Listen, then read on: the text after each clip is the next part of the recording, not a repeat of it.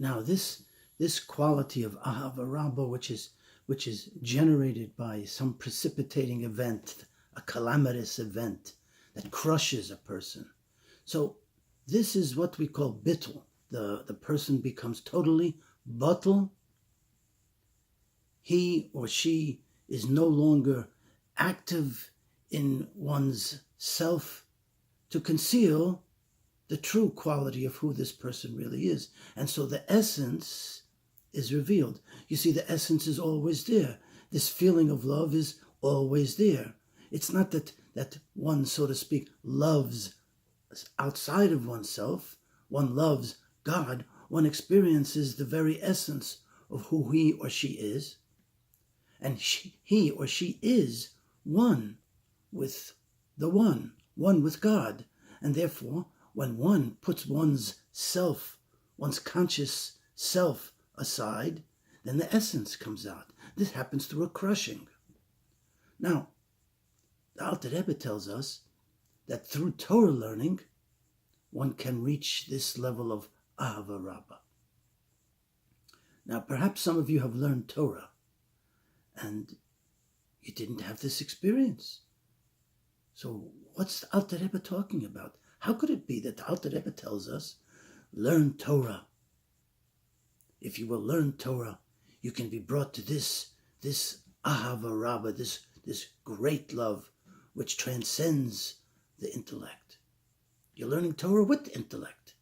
How could it be that through learning Torah with the intellect, you're going to reach this love which is above the intellect?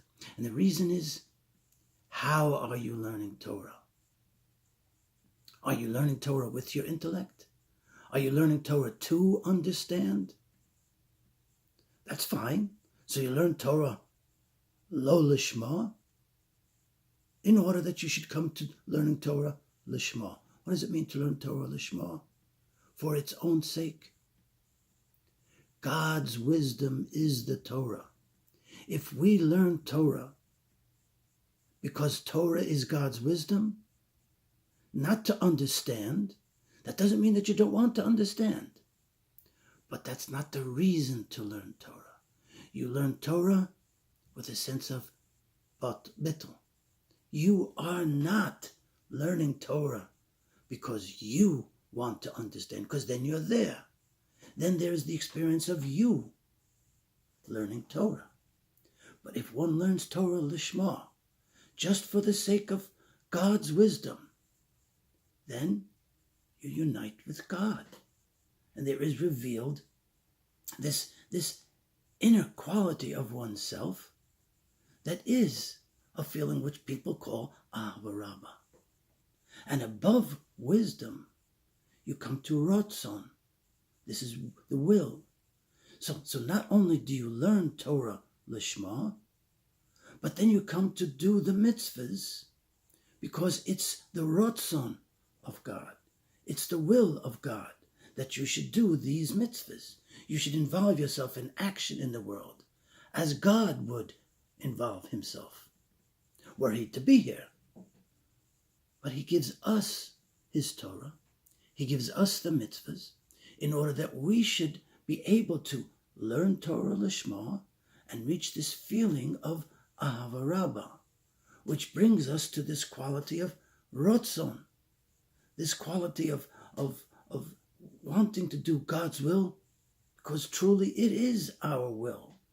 So you reach above the intellect in order to learn Torah, to fulfill mitzvahs.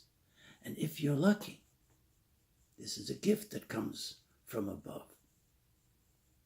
We'd like to find a way to get this Ahava B'Ta'anugim, this love of delights, which is an even deeper love than Ahava Rabbah, an even deeper love that goes to the point where you choose to do the mitzvahs because your will becomes one with God's will. But then comes out the reason to be doing the mitzvahs.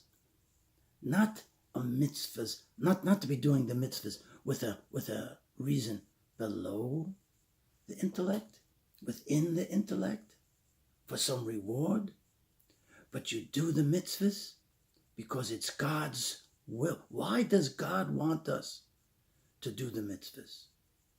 It brings him a certain quality called tainug. So you have ahava b'ta'anukim, this love that is experienced, and you understand what life is really all about.